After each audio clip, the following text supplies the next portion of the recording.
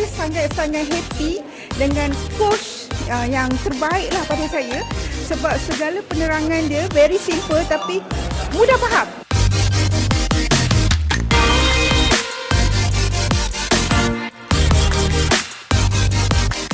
Saya dapat banyak sangat info yang selama ni saya menggunakan TikTok Shop tapi sekadar orang kata mengguna secara biasa. Tapi bila hari ni datang saja training hari ni, banyak sangat ilmu yang saya dapat dan saya rasa saya teruja sangat untuk menjadikan TikTok Shop ni sebagai satu platform perniagaan online saya lah.